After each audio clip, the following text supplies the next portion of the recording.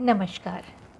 आज की virtual class के अंतर्गत आप सभी का हार्दिक स्वागत एवं अभिनंदन है।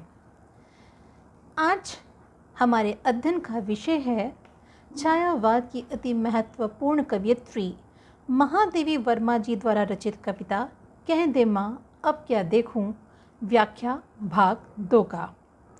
आज के पाठ के अध्ययन के बाद हम समझ सकेंगे महादेवी वर्मा की कविता की व्याख्या पक्ष को, उसमें निहित उनकी विचारधाराओं को, साथ ही कविता में निहित भाव सौंदर्य एवं काव्य सौंदर्य का भी हम मूल्यांकन कर सकेंगे। जैसा कि हम सभी जानते हैं कि महादेवी वर्मा जी छायावाद की एक अत्यंत महत्वपूर्ण कवयित्री हैं। उनकी कविताओं का जो मूल स्वर है वो विरह वेदना है, साथ ही रहस्यवाद भी है। जैसा कि हमने आपको अपने पिछले वक्तव्य में बताया था, व्याख्या भाग 1 के अंतर्गत बताया था कि विरह की कवयित्री होने के बावजूद, साथ ही रहस्य भावना का स्वर मुखरित करने के बावजूद महादेवी वर्मा जी सामाजिक समस्याओं की ओर से अपना ध्यान नहीं हटा सकीं, जिस कारण उनकी प्रस्तुत कविता कह दे माँ अब क्या देखूं में उन्होंने उस सामाजिक विषमता का चित्रण किया है, जहाँ पे एक और प्राकृतिक सुंदरता अपने चरम सीमा पर बिखरी हुई है, सभी के मन को आह्लाद कर रही है, सभी के मन को प्रसन्नता से भर रही है, सबका ध्यान अपनी ओर आकृष्ट कर रही है। वहीं पे दूसरी ओर एक अभावग्रस्त ऐसी जर्जरित मानवता भी है, जहाँ का बचपन अपने सपनों के खंड खंड होने के कारण निरंतर शनै शनै क्षीर्ण होता चला जा रहा है, शून्य की ओर बढ़ता चला जा रहा है। तो प्रस्तुत कविता में उन्होंने, जैसा कि पूर्व भाग में स्पष्ट किया था, कि एक और महादेवी वर्मा जी ने प्रकृति की चिर यौवन सुषमा का वर्णन किया था, वहीं दूसरी ओर अभावों के कारण जर्जरित मानवता का वर्णन किया हुआ था। जहाँ पर एक और चारों ओर कलियाँ खिल रही थीं, वहीं पे दूसरी ओर ऐसे अधर भी थे जो अभाव के कारण सूख रहे थे।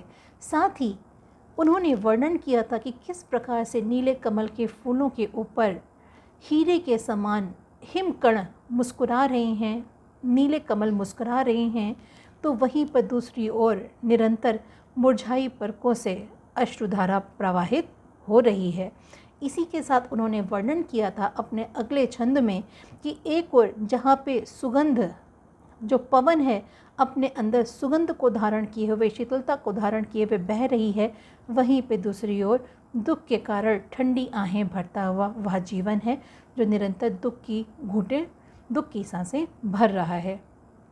इसी तरह से उन्होंने वर्णन किया था कि एक तरफ वसंत ऋतु में चारों तरफ पराग कर बिखरे पड़े हुए हैं, पूरा वातावरण पराग के मधुरस से शोभायमान हो रहा है, सुरभित हो रहा है, सुगंधित हो रहा है।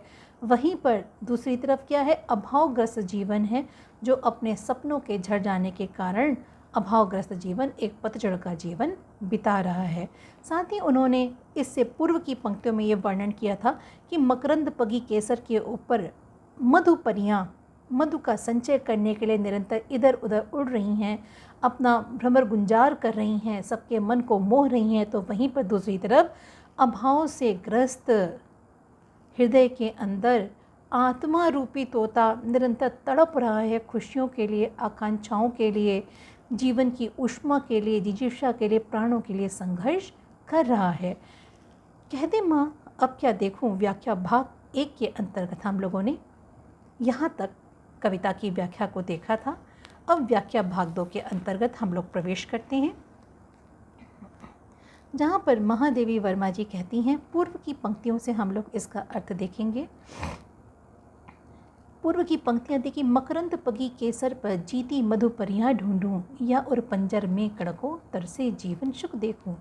महादेवी वर्मा जी ने क्या कहा है कि एक तरफ, चारों तरफ क्या खिली हुई हैं, केसर के पुष्प खिले हुए हैं, जो कैसे हैं, जो मकरंद से पके हुए हैं, परागकणों से पके हुए हैं, और उनके ऊपर मधुपरियाँ निरंतर मधुपान करने के लिए अपना गुंजार करते हुए उनके ऊपर मंडरा रही हैं, अपनी शोभा से सबको आकृष्ट कर रही हैं अपनी सुंदरता से, तो वहीं पे दूसरी तरफ क्या है, एक ऐसा अभावग्रस्त जीवन है, एक ऐसा जर्जरित जीवन है जिसके उर पिंजर, जिसके हृदय रूपी पिंजरे के अंदर क्या तरसे जीवन सुख देखूं, अर्थात आत्मा रूपी तोता क्या हो रहा है, जीवन के लिए तड़प रहा है, स्वच्छंदता के लिए तड़प रहा है, वो उससे आज़ाद होना चाहता है, लेकिन वो उस पिंजरे के अंदर इस तरह से बंद है कि वह आज़ाद नहीं हो पाता है, जिस कारण अपने अभावग्रस्त जीवन के कारण वह निरंतर उस पिंजरे रूपी आत्मा के अंदर निरंतर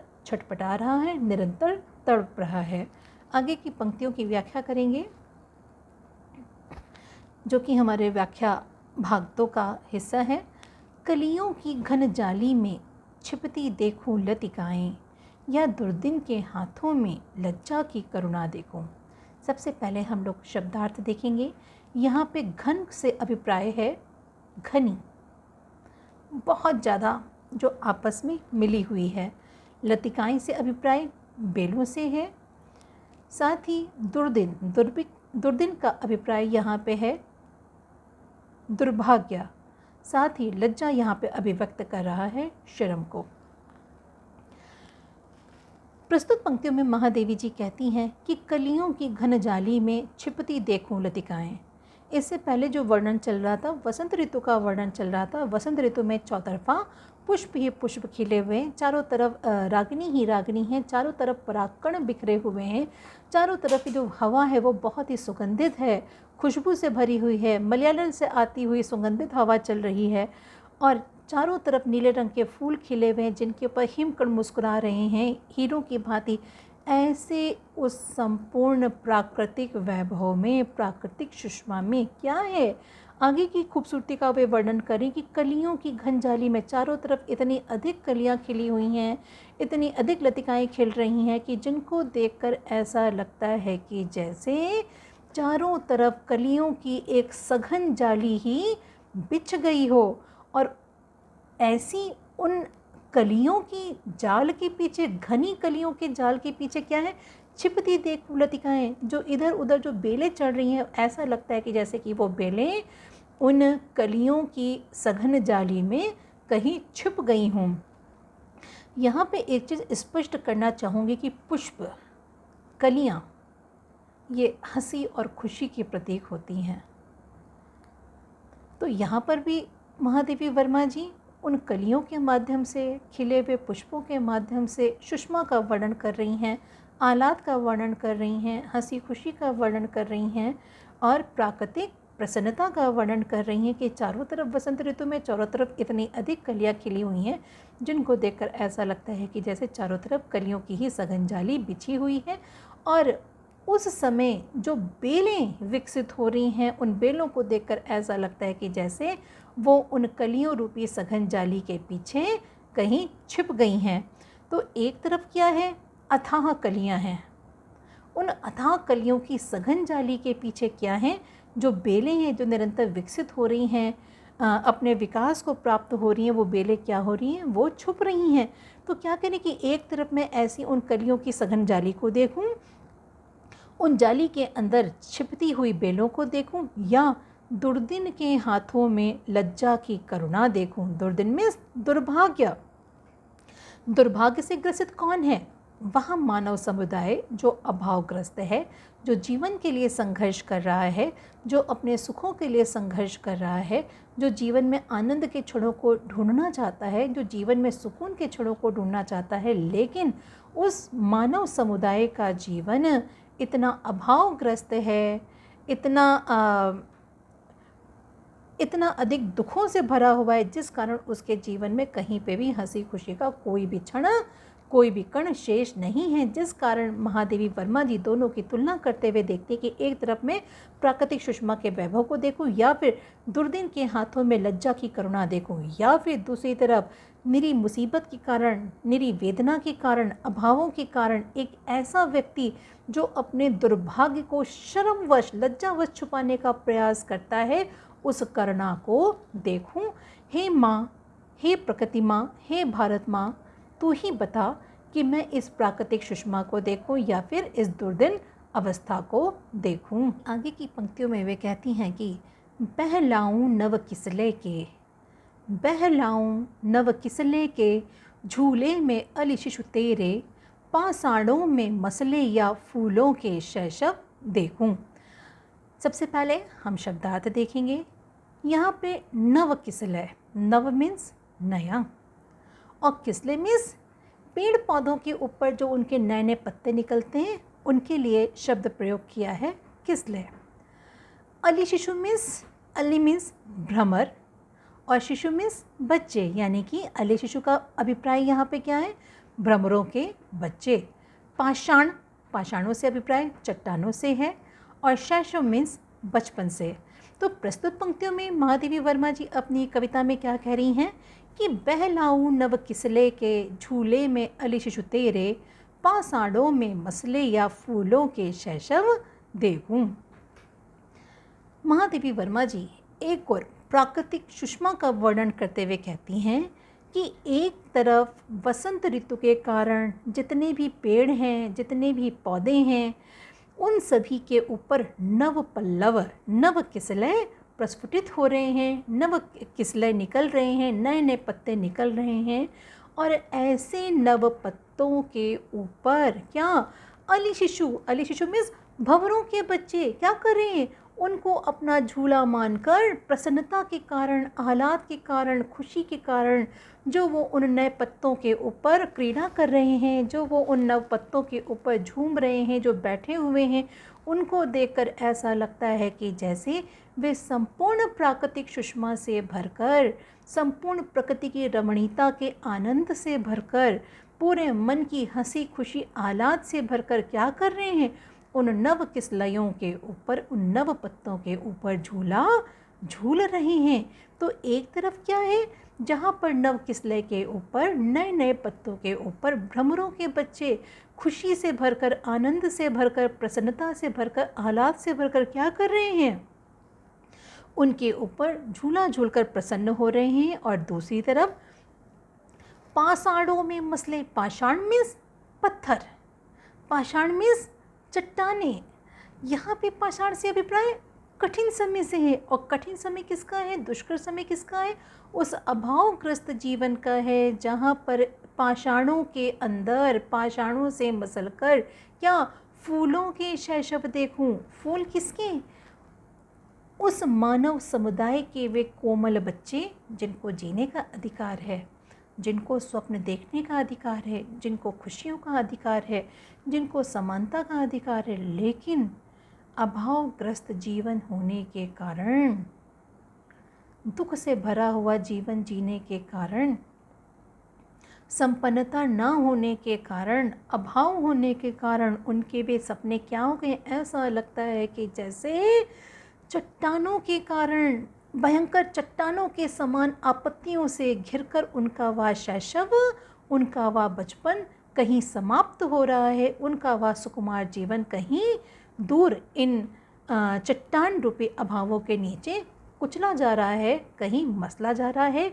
तो हे माँ, तू ही मुझे बता कि मैं ऐसे उन भ्रमरों के बच्चों को देखूं, उन अली शिशुओं को देखूं जो नव किसलयों के ऊपर गुंजार कर रहे हैं, आनंद से भरकर झूम रहे हैं, झूला झूल रहे हैं, या फिर उस अभावग्रस्त सुकुमार कोमल बचपन को देखूं जो चट्टान रूपी विपत्तियों के नीचे अपने जीवन को, अपनी खुशियों को हर क्षण खो रहे हैं, हर पल निराश हो रहे हैं।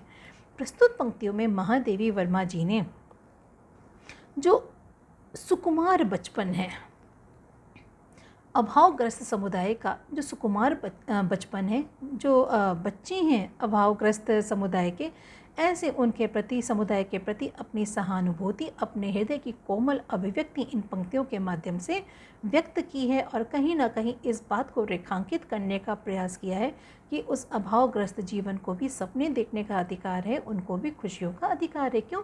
क्योंकि एक तरफ तो अली शिशु हैं जो निरंतर आह्लाद से भर रहे हैं, खुशी से झूम रहे हैं, और दूसरी तरफ अभावग्रस्त जीवन के वो सुकुमार शिशु हैं जिनको कहीं पे कुछ भी प्राप्त नहीं है। तो कुल मिला के कहने का अभिप्राय है कि बच्चे तो बच्चे हैं, चाहे वो पशु पक्षियों के हों, चाहे वे मनुष्य के हों। सभी को हंसी खुशी का, सभी को स्वप्न का, सभी को सुखमय जीवन जीने का अधिकार है। लेकिन अभावग्रस्त समाज में, अभावग्रस्त जर्जरित मानवता में उन अभावग्रस्त मनुष्यों के बच्चों को ये सुख सुविधाएं प्राप्त नहीं हैं।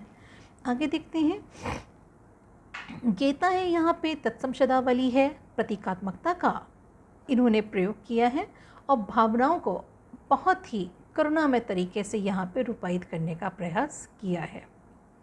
आगे की पंक्तियों में वे कहती हैं कि तेरे असीम आंगन की देखूं जगमग दीवाली, या इस निर्जन कोने के बुझते दीपक देखूं। तेरे असीम, असीम इस जो सीमा रहित है, जिसका कहीं पे अंत नहीं है। इसके साथ ही निर्जन, निर्जन मीन्स एकांत। यहाँ पे महादेवी वर्मा जी क्या करें कि तेरे असीम आंगन की, किसके असीम आंगन की? प्रकृति रूपी माँ के असीम आंगन की, भारत माँ रूपी, भारत माँ के असीम आंगन की। तो क्या कह रही है कि तेरे असीम आंगन की देखूं जगमग दीवाली। चारों तरफ क्या है? प्रकृति में चारों तरफ क्या है? सुषमा है, जो कि वसंत का वर्णन कर रही हैं। तो चारों तरफ क्या है? वासंतिक सुषमा फैली हुई है, चारों तरफ हरियाली है, हरितिमा है। सृष्टि ने नूतन परिधान धारण कर रखा है, तरह तरह के रंग बिरंगे फूल खिले हुए हैं, चौतरफा भ्रमर गुंजायमान हो रहे हैं। नीले कमल के फूलों के ऊपर हिमकण बिल्कुल हीरो के समान जगमगाते से प्रतीत हो रहे हैं।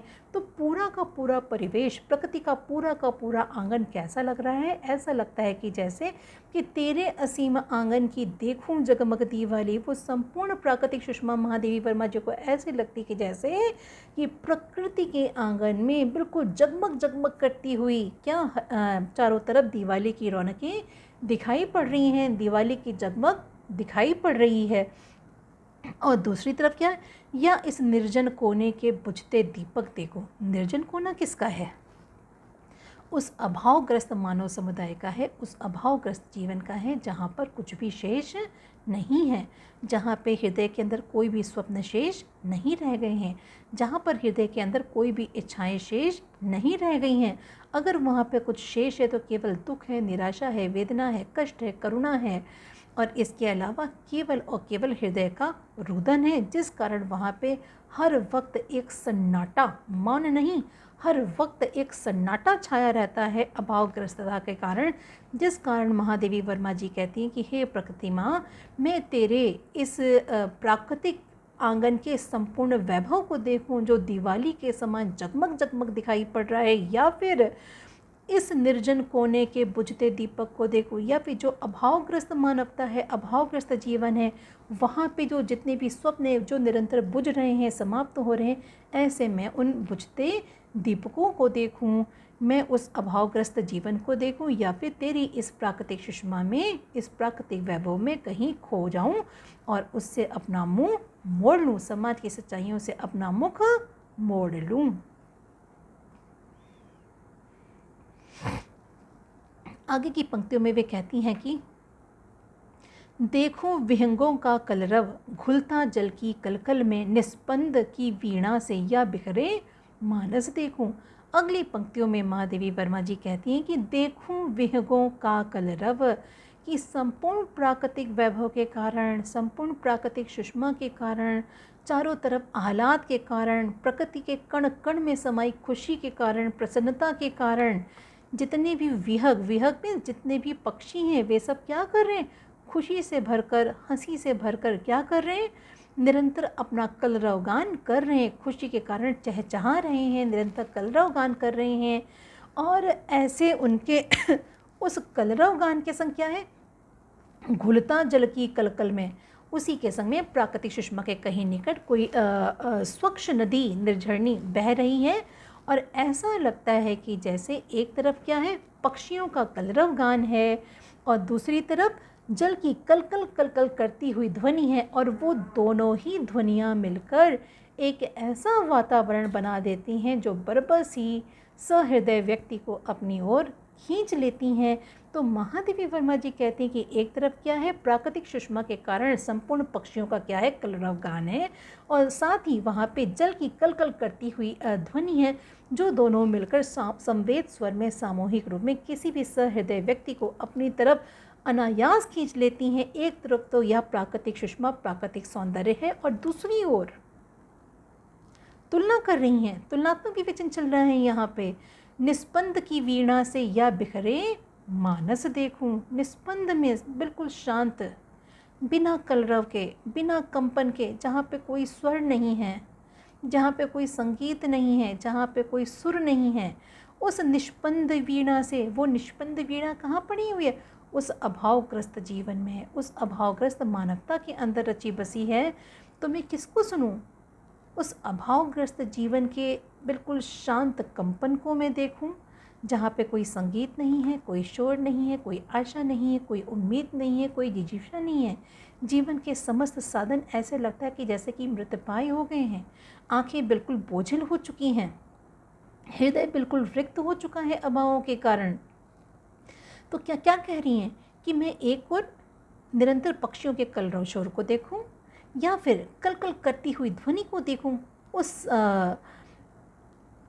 समानता को देखूं, उस संवेद स्वर को देखूं जो अनायास किसी प्रेमी हृदय को, जो किसी भावुक हृदय को अपनी ओर खींच लेता है, या फिर उस अभावग्रस्त मानवता के जीवन को देखूं जिनके जीवन रूपी वीणा के समस्त स्वर शांत हो गए हैं, मौन हो गए, जिनमें कहीं पे कोई भी संगीत, कोई भी सुर शेष नहीं है। प्रस्तुत पंक्तियों में महादेवी वर्मा जी ने अपनी मानवतावादी दृष्टिकोण को प्रकट किया है। मानवतावादी दृष्टिकोण क्यों? क्योंकि एक तरफ प्राकृतिक सुषमा अपने असीम रूप में बिखरी पड़ी है और दूसरी ओर अभावग्रस्त मानवता।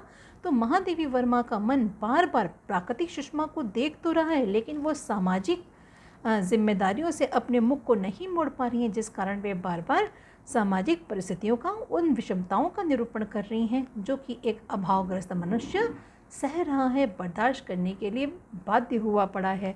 साथ ही इन पंक्तियों में महादेवी वर्मा जी ने बहुत ही सुंदर प्रतीकात्मक प्रयोग किए हैं। गीता का गुण है ही, साथ ही लाक्षणिक प्रयोग किया है। मानस बिंब का विधान यहाँ पे किया गया है जो कि सर्वत्र दर्शनीय है। आगे की पंक्तियों में वे लिखती हैं कि मृदु रजत रश्मियाँ देखूं, मृदु रजत रश्मियाँ देखूं, उलझी निद्रा पंखों में या निर्निमेष पलकों में चिंता का अभिनय देखूं। सर्वप्रथम हम शब्दार्थ देखेंगे। यहाँ पे मृदु से अभिप्राय है कोमल, रजत से अभिप्राय है चांदी, और रश्मियाँ से अभिप्राय है किरणें, यानी कि रजत रश्मियाँ का अभिप्राय है कि चांदी के समान बिखरी हुई किरणें या फिर रश्मियाँ। आगे निद्रा, निद्रा मीन्स नींद, निर्निमेष, निर्निमेष मीन्स टकटकी बांधे हुए, अपलक। तो इसकी व्याख्या पक्ष को देखते हैं। महादेवी वर्मा जी अपनी इन पंक्तियों के माध्यम से कहती हैं, वे एक और प्राकृतिक सुषमा के, संपूर्ण प्राकृतिक सुषमा का वैभव वर्णन करती हुई कहती हैं कि ऐसे वसंत ऋतु के असीम आंगन में जहाँ पे चौतरफा प्राकृतिक सुषमा बिखरी पड़ी है, अपने चहुमुखी रूप में, अपने संपूर्ण उदात्त सौंदर्य के साथ, ऐसे में जो सूर्य की रश्मियाँ पड़ रही हैं वे कैसी लगती हैं कि मृदु। वे रश्मियाँ कैसी? बहुत ही कोमल। और कैसी हैं? रजत रश्मियाँ। और ऐसा लगता है कि जैसे जब धूप की वह प्रतिबिंब, जब धूप की वह रोशनी, जब सूर्य की वह रोशनी जल राशि पर पड़ती है, तो जिनको देखकर ऐसा लगता है कि जैसे दूर दूर तक चांदी की किरणें बिखरी पड़ी हुई हैं। और जो कैसी हैं? उलझी निद्रा पंखों पर, जो कैसी हैं? अलसाई हुई हैं। क्यों अलसाई हुई हैं? निद्रा से भरकर अलसाई हुई हैं। तो पुनः इन पंक्तियों से अभिप्राय देखते हैं कि मृदु रजत रश्मियाँ देखूं, उलझी निद्रा पंखों से।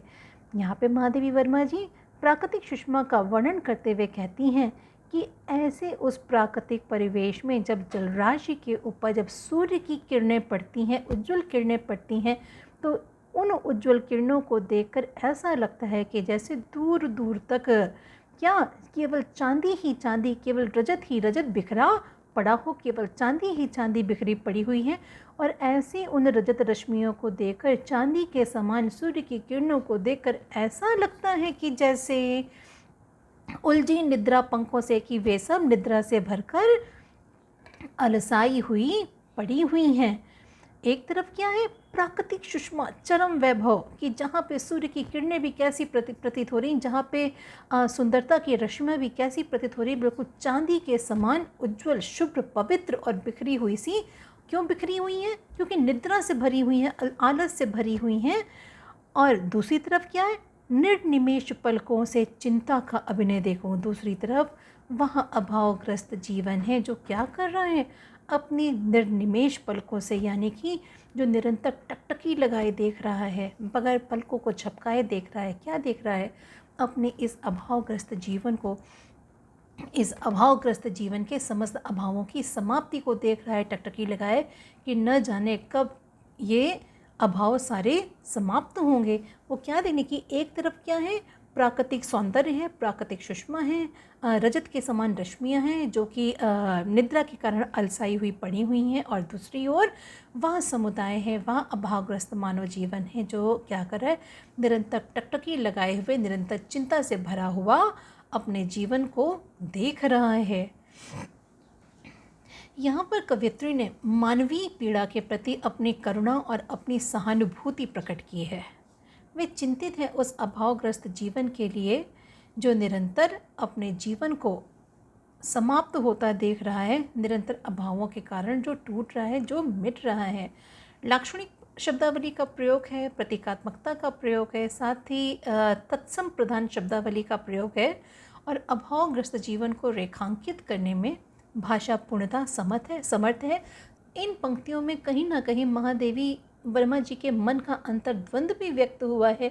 एक द्वंद्वात्मक स्थिति बार बार दिखाई पड़ रही है सभी पंक्तियों में, जहाँ पे वे तुलना कर रही हैं प्रकृति का और अभावग्रस्त जीवन का, कि एक और प्राकृतिक सुषमा है कि जिससे वे विमुख नहीं हो पा रही हैं, और दूसरी तरफ वह सामाजिक परिवेश जिससे वो मुख अपना नहीं मोड़ सकती हैं। आगे की पंक्तियों में देखते हैं जहाँ पे वे लिखती हैं कि तुझ में अमलान हंसी है। दोनों का एक संग तुलना चल रही है, एक तरफ प्राकृतिक जीवन का, प्राकृतिक सुषमा का, दूसरी तरफ अभावग्रस्त जीवन का। तो वे क्या कह रही हैं इन पंक्तियों में कि तुझ में अमलान हंसी है, इसमें अजस्र आंसू जल, तेरा वैभव देखूं या जीवन का क्रंदन देखूं। अमलान मीन्स साफ, स्वच्छ, निर्मल, कोमल, पवित्र, और अजस्र मीन्स निरंतर, लगातार। तो अब क्या है, एक पंक्ति में प्राकृतिक जीवन है, दूसरी पंक्ति में अभावग्रस्त जीवन है।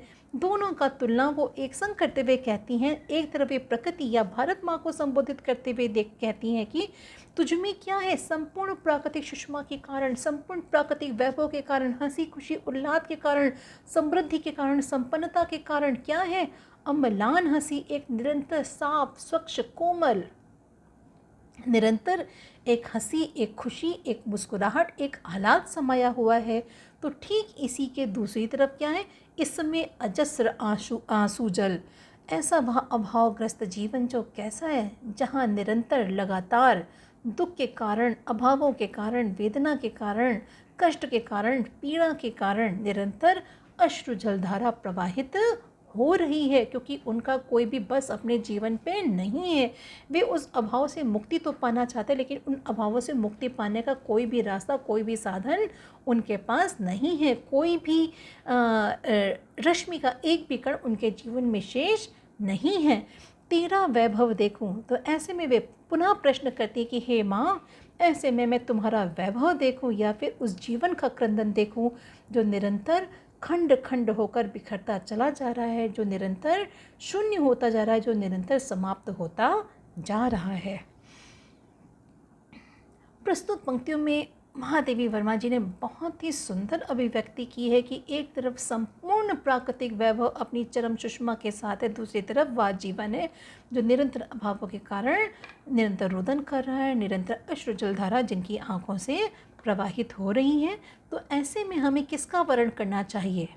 सामाजिक जिम्मेदारियों से मुख मोड़ना चाहिए, और सामाजिक जिम्मेदारियों से मुख मोड़कर पलायन कर जीवन की वास्तविकता से पलायन करके जाके क्या हमें प्रकृति की रमणीयता की गोद में जाके अपना मुँह छिपा लेना चाहिए, या प्राकृतिक सुषमा को देखने के बावजूद उस सामाजिक यथार्थ का हमें सामना करना चाहिए, उस दुखी मानवता के आंसू पोंछने का प्रयास करना चाहिए जो निरंतर समाप्त हो रहा है। प्रस्तुत पंक्तियों में कवियत्री ने अपना मानवतावादी दृष्टिकोण को प्रकट किया है। साथ ही तत्सम शब्दावली का बहुत ही सुंदर प्रयोग है, लाक्षणिकता है, गेयता का गुण है, लेकिन साथ ही में अभावग्रस्त जीवन की वेदना का, उनकी करुणा का, उनके जीवन के स्वप्न किस तरह से खंड खंड हुए हैं, उन सब का भी उन्होंने बहुत ही यथावत और सूक्ष्म विवेचन इन पंक्तियों के माध्यम से किया है। कुल मिलाकर कह दे माँ अब क्या देखूं कविता के माध्यम से महादेवी वर्मा जी ने अपने हृदय की द्वंद्वात्मक स्थिति को अभिव्यक्त किया है, जहाँ पर एक और प्राकृतिक सुषमा है, प्राकृतिक वैभव है, तो दूसरी तरफ जर्जरित मानवता और अभावग्रस्त जीवन है जो निरंतर समाप्त होने की ओर उन्मुख है। तो प्रस्तुत कविता के जो मूल बिंदु हमको दिखाई पड़ते हैं, जो कि इस कविता के अंदर अभिव्यक्त किए गए हैं, जिनमें से प्रस्तुत कविता में कवित्री ने सामाजिक विषमताओं का चित्रण किया है, साथ ही मानवीय पीड़ा की बहुत ही गहन अभिव्यक्ति की है, करुणा से भरी हुई। प्राकृतिक सौंदर्य व जर्जरित मानव जीवन का एक तुलनात्मक विवेचन यहाँ पर प्रस्तुत किया है। प्रस्तुत कविता में कल्पना शक्ति का एक अद्भुत प्रयोग हम सभी को दिखाई पड़ता है। अनुप्रास, उपमा, रूपक अलंकारों का प्रयोग है। भाषा भावों के अनुकूल है, साथ ही माधुर्य गुण की प्रधानता है, करुणा की भी प्रधानता है। प्रस्तुत कविता के आधार पर या व्याख्या पक्ष के आधार पर जो प्रश्न बनते हैं वे इस प्रकार हैं कि कह दे माँ क्या अब देखूं कविता का सार लिखिए। प्रस्तुत कविता में कवियत्री ने मानवीय पीड़ा की गहन अभिव्यक्ति की है, स्पष्ट कीजिए। साथ ही कह दे माँ क्या अब देखूं कविता के सौंदर्य पक्ष को रेखांकित कीजिए।